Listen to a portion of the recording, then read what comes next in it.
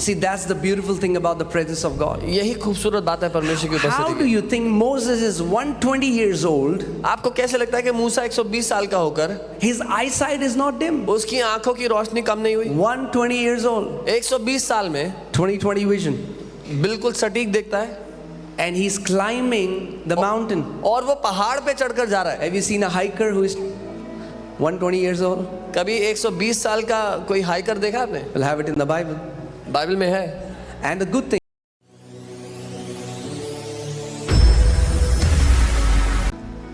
whatever happened with any saint in the Bible is our inheritance. और अच्छी बात यह है कि बाइबल के किसी भी संत के साथ अगर कुछ हुआ है तो वो हमारे लिए भी विरासत है। Amen. Even when you're growing old, you will not be at the mercy of any man to pick you out of your bed and take you to the washroom. No. जब आप बूढ़े भी हो जाएंगे तो भी किसी इंसान की दया पर निर्भर नहीं होंगे कि कोई उठा करके वॉशरूम ले जाए, नहीं। The presence, the glory of God will give strength to your bones. It will give strength to your muscles, that as long as you live, you will walk in divine health in the name of Jesus. परमेश्वर की महिमा आपके शरीर में, आपकी हड्डियों में, आपकी मांसपेशियों में वो ताकत देगी कि जब तक आप जिएंगे स्वस्थ जिएंगे। Amen. Hallelujah. Do you know that you will never read in the Bible Jesus was sick? आप जानते हैं बाइबल में आप एक भी जगह नहीं पढ़ेंगे कि यीशु बीमार थे। Now people say, yeah, but Pastor, he was the Son of God. लोग कहेंगे हाँ वो तो परमेश्वर के पुत्र थे। And who are you? और आप कौन है?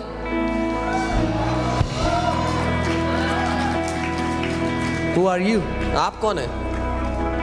For as many as received him, to them he gave the right to become the sons of God, who are not born of flesh, who are not born of the will of man, but who are born of God. क्योंकि That's who you are.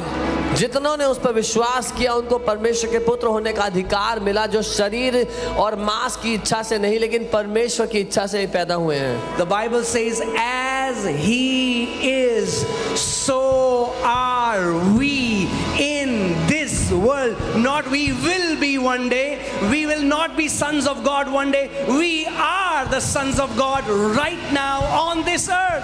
Bible कहती है जैसा वो है वैसे ही हम भी हैं, ये नहीं कि हम होंगे। बाइबल कहती है जैसा वो है वैसे ही हम भी परमेश्वर के पुत्र हैं इस पृथ्वी पर।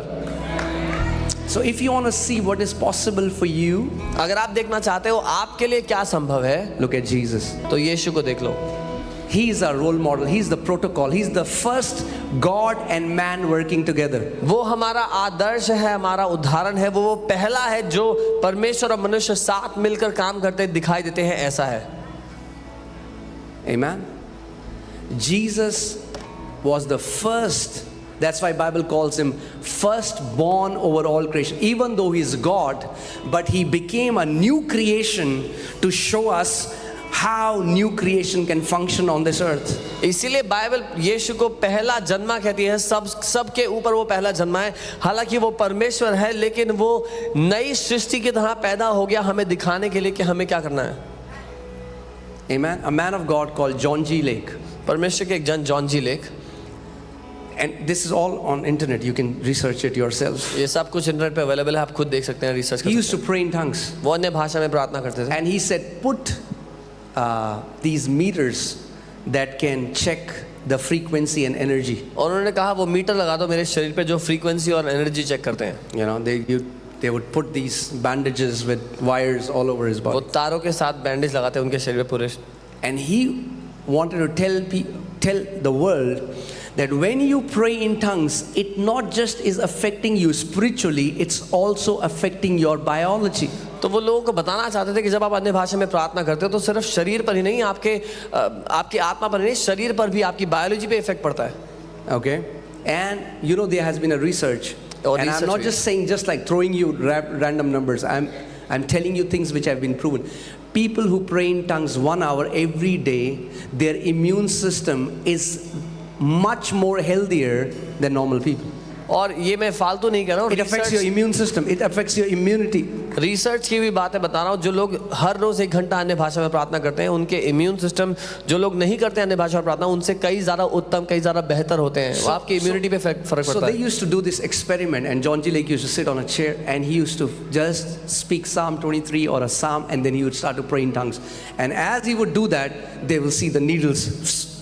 और वो ये एक्सपेरिमेंट करते थे, जॉन जी लेके कुर्सी पे बैठ के भजन 23 या कोई भजन बोल के फिर अन्य भाषा में बोलना शुरू करते और देखते कि सुइयां हिलनी शुरू हो गई उनके apparatus। What was happening? क्या हो रहा था?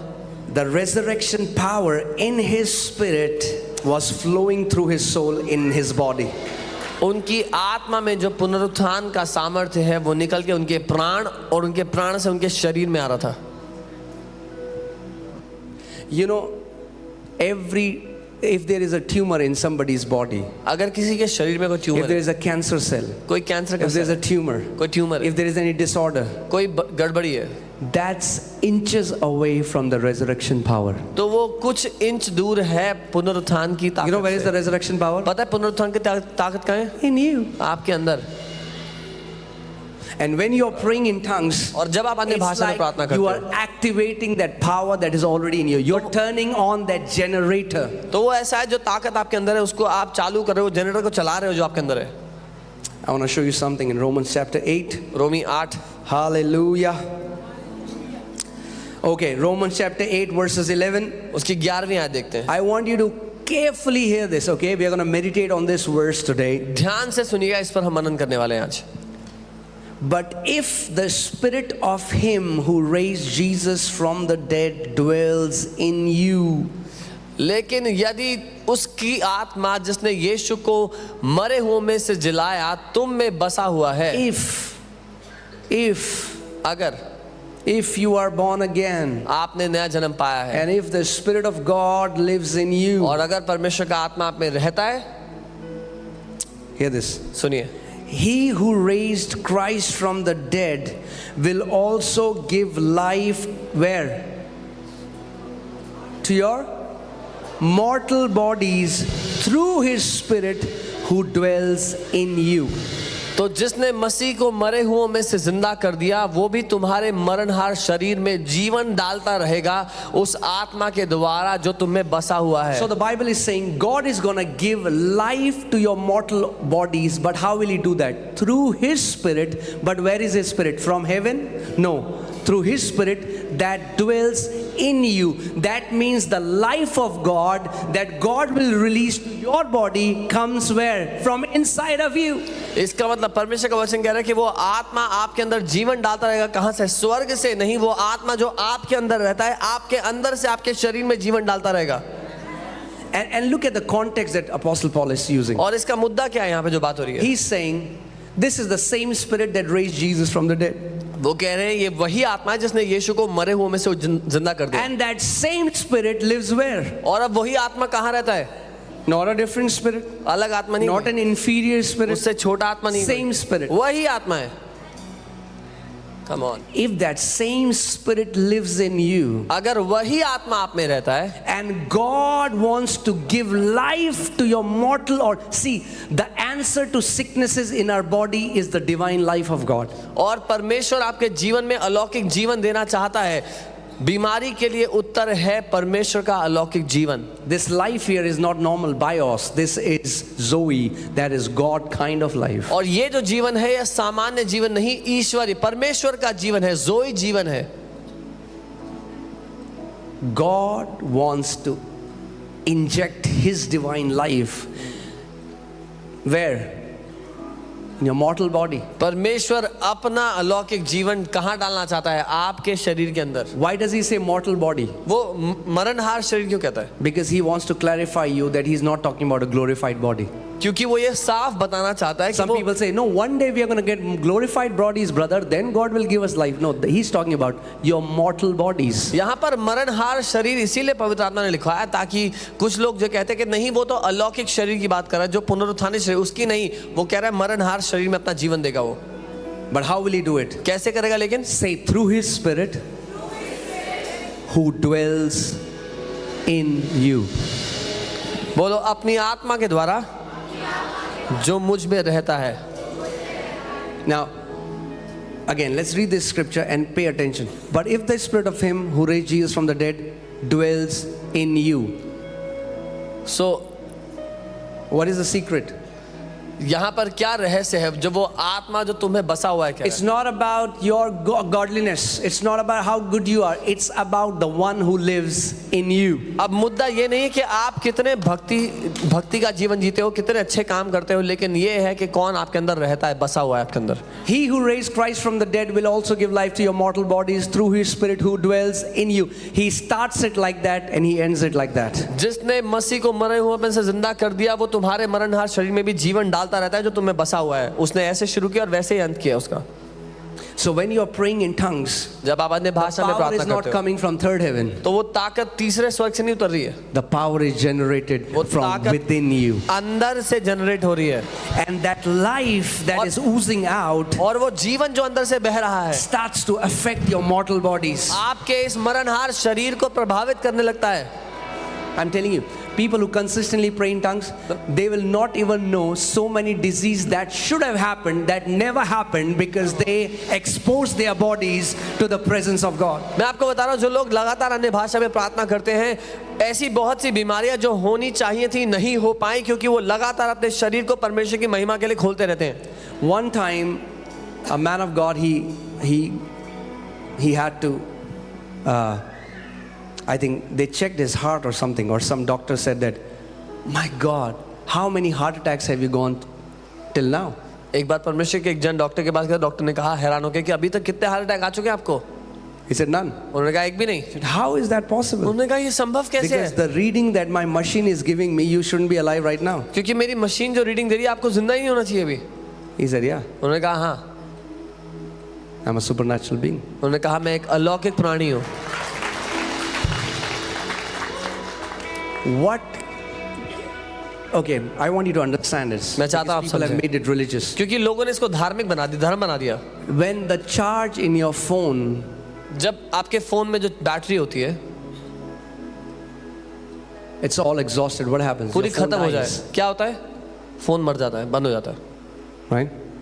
Your spirit carries the charge. आपकी आत्मा वो चार्ज, वो That's your चार्जिंग body लेकर cannot रखती है. function without the charge. आपका शरीर बिना उस चार्जिंग के काम नहीं The कर life सकता. is in the spirit, not in your body. जीवन आत्मा में है, शरीर में नहीं. You take spirit out of body, a healthy person will die flat. अगर एक शरीर में से आत्मा निकल जाए तो एक स्वस्थ व्यक्ति Spirit is गिर like जाएगा, the मर battery. जाएगा. आत्मा बैटरी की तरह है. Are you with me? मेरे साथ हो? But then, लेकिन if you फिर- are born again, अगर आपने नया जन्म पा there लिया, is another spirit that is living with your spirit. एक और आत्मा है जो आपकी आत्मा के साथ रह रहा है. Now, your spirit is like Duracell, अब आपकी आत्मा ड्यूरेसेल जैसी है, but that spirit is like 100 trillion volts of electricity. लेकिन वो आत्मा 100 ट्रिलियन वोल्ट बिजली से भी ज्यादा है.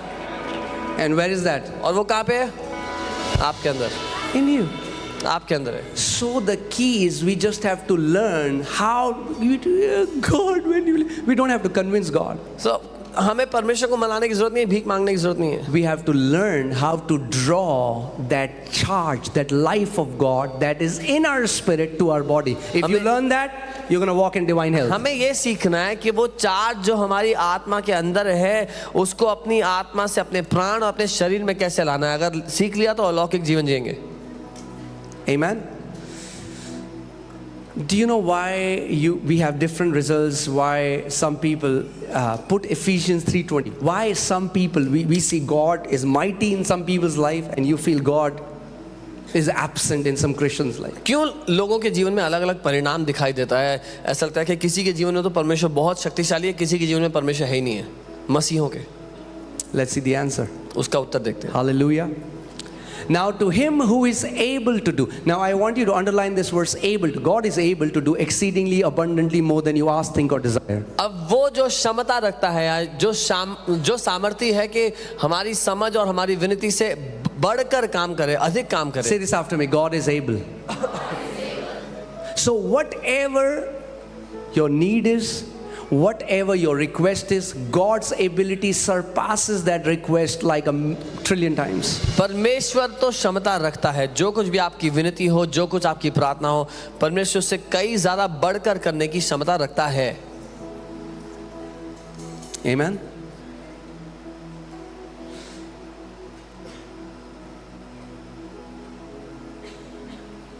God is able to do exceedingly abundantly above all that we ask or think. Even anything you think, God is able to do much more than that. परमेश्वर क्षमता रखता है, जो कुछ हम मांग सकते हैं, सोच सकते हैं, कल्पना कर सकते हैं, विचार सकते हैं, उससे भी बढ़कर. But hear this, how does he do it? लेकिन वो करता कैसे है? According to the power that works in us. वो करता है उस सामर्थ्य के अनुसार जो हम में काम करता है. That means if you don't learn how to draw that power out of you, even though God is able to do exceedingly, abundantly, more than you can ask, think or desire, God will be limited